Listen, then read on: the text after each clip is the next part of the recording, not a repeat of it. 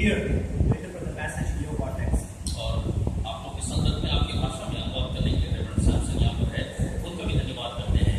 Despite his busy schedules for tomorrow as he's traveling, he's here. I thank God for him.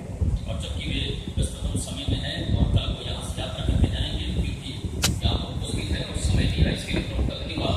Shall we read a scripture portion for short meditation of this evening? The Gospel according to Luke chapter 6 and from verse 12 down to verse 11. लूका से समाचार उसका 6वां अध्याय Verse 12 to verse 11. 1 से लेकर के 11 आयत तक हम पढ़ेंगे.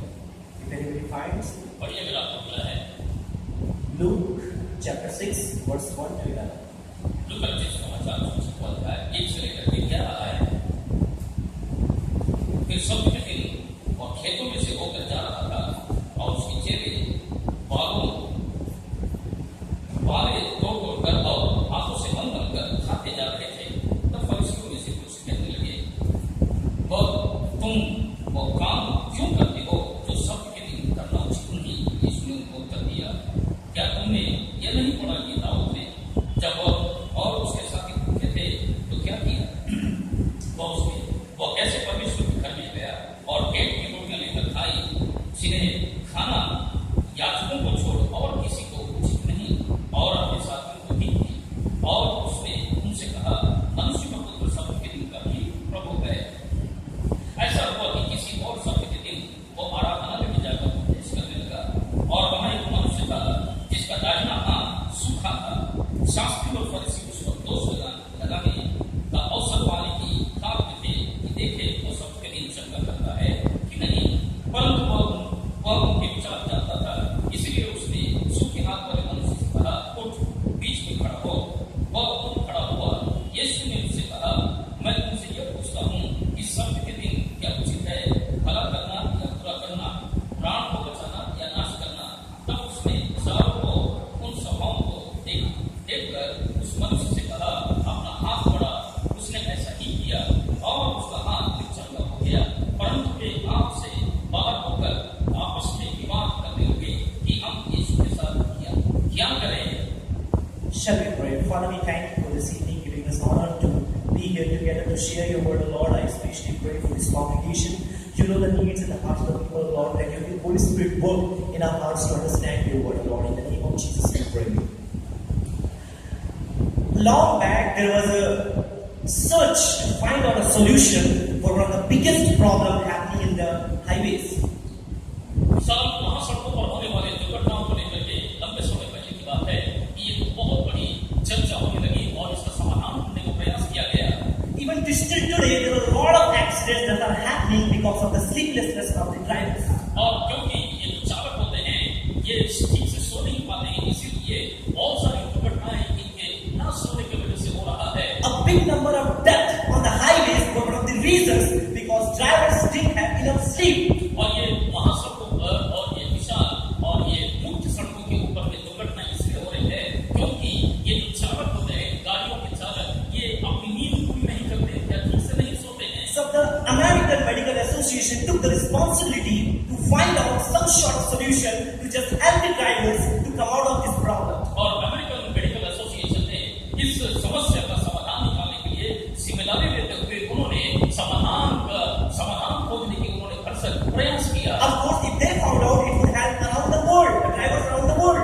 और उन्होंने ये भी कहा कि अगर हम इसका समाधान करते हैं तो न केवल हमारे देश में, पूरे विश्व भर के जो गाड़ी के चालक है उन सबों के लिए सहायक होगा.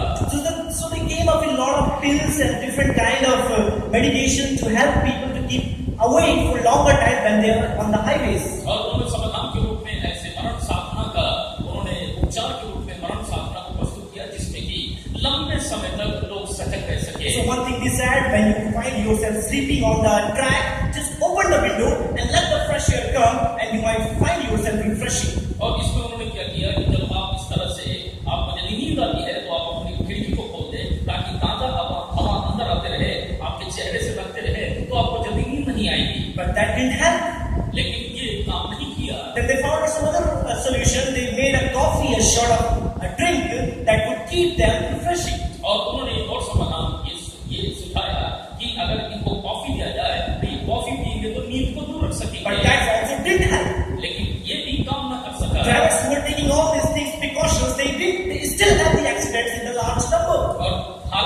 ड्राइवर या चालक लोग ये सारे ये सावधानियां बरत रहे थे, फिर भी वो सारी दुर्घटनाएं घट रही है। And the psychologist said one more thing, that you keep a person beside you, just as conductor, and let him keep talking with the driver, so that if they find him, somewhat awake and not distracted on driving. और इसीलिए मनोवैज्ञानिकों ने एक और सुझाव प्रस्तुत किया कि अगर आप अपने चालक वाले कुर्सी या चालक वाले बाजू वाले कुर्सी में एक व्यक्ति को यदि बिठा दे, वो तुमसे बात करते रहेगा, बात करने में तुम व्यस्त रहोगे, नींद नहीं आएगी, ये समाधान हो सकता है। And that also didn't help. लेकिन ये भी काम नहीं किया, Nothing worked out. कुछ भी काम नहीं कर रहा है। And at the end, they gave a resolution. और अंत में वो एक समाधान के साथ आए।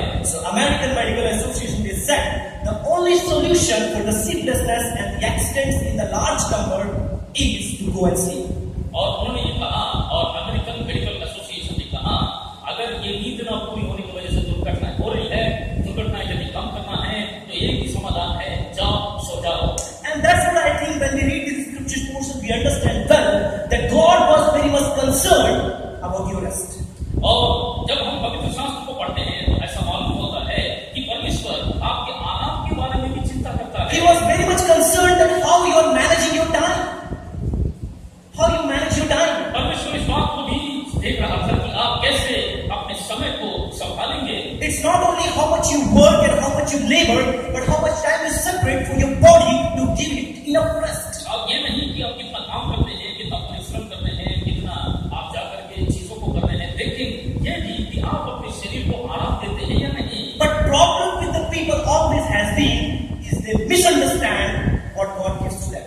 लेकिन समस्या ये है कि जब कभी परमेश्वर लोगों को कुछ सिखाने का प्रयास करता वे उसको गलत समझ बैठते And they try to manipulate it and make it as a tradition and a law or a norm for the people that they must do it. और वो इन बातों को लेकर के लोगों के ऊपर में लागू करके वे इसे परंपरा के रूप में और इसे करना ही है करके इसे अनिवार्य बना देते हैं। And that is what the story of all about Sabbath is.